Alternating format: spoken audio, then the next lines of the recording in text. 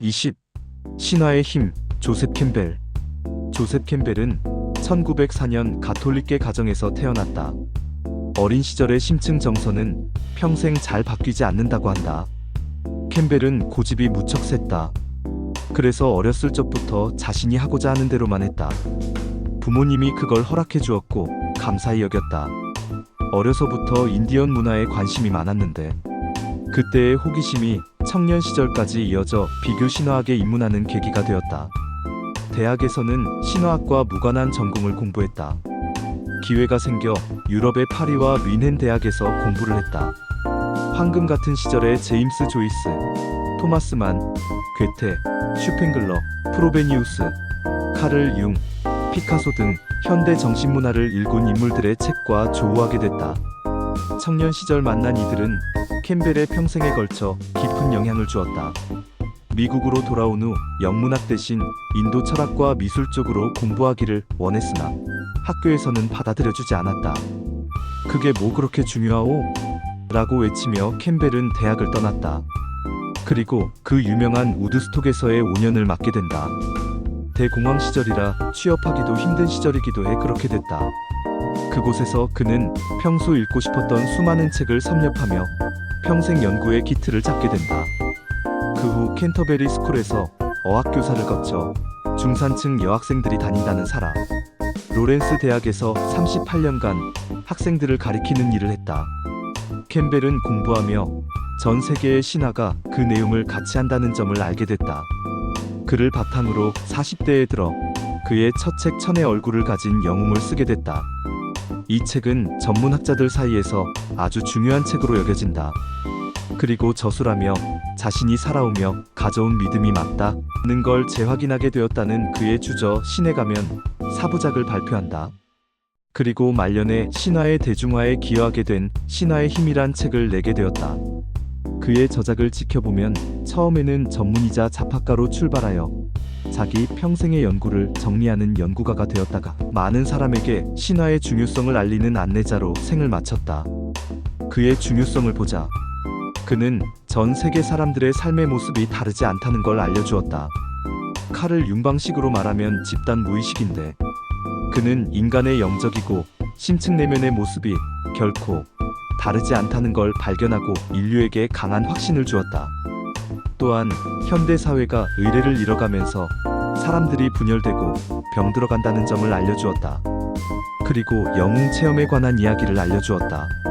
신화의 영웅적인 인물들을 빌어 현대의 개인들도 자신만의 영웅 여정을 마쳐야 한다는 점을 이야기해준다. 캠벨과 기독교의 관계성도 빼놓을 수 없다. 서양의 뼈대를 이루는 축의 하나여서 그는 그리스도의 이야기도 많이 했다. 또한 캠벨은 현대 사회가 살아 생동하게 했다. 옛날에는 집단의 생기를 불어넣는 역할을 샤먼들이 맡았다. 현대 사회에서는 신화적 영감을 지닌 예술가들이 그 역할을 한다.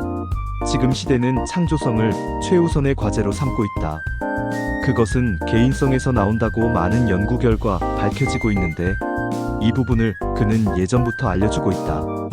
또한 캠벨은 현대의 젊은이들에게 자신의 천복을 따라 나서라며 용기를 주었다. 현실적 제약으로 많은 젊은이가 현실에 안주하는 결정을 내리는데 그는 영웅의 이야기를 들려주며 자기 내면의 소리에 깊이 귀를 기울이라며 젊은이들을 지지해 주었다. 그리고 캠벨은 또한 제임스 조이스와 토마스 만 등 현대 문학의 문제아와 총화의 작품이 지닌 깊은 의미를 해설해 주었다. 조이스는 현대 사회의 모습이 결코 옛날 신화적 모습과 다르지 않다는 것을 훌륭히 밝혀냈다. 인생이란 슬픈 것이고 삶은 죽음을 향해 흘러가고 있는 것이라는 매우 분명한 점을 알려준다. 그리스도의 자비를 알려면 우리는 순종하지 않고 죄를 지어보라고 그는 지적한다. 생의 충동을 억제하지 마라. 죽음이 생명을 태어나게 한다. 그러므로 삶을 두려워하지 마라. 토마스 만은 기성의 기계적인 삶의 모습은 태초 인류의 모습과 거리가 멀다고 쓰고 있다. 현실적인 제약에 따라 현대의 많은 젊은이도 기성의 사회에 편입된다.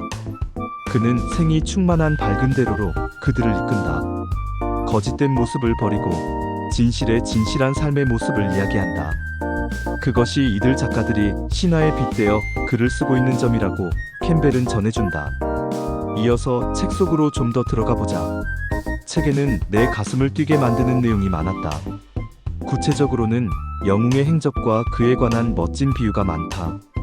그는 자신의 강의를 듣는 학생들에게 하고 싶은 것이 있으면 두려워 말고 뛰어들어 그것을 해내라고 했다.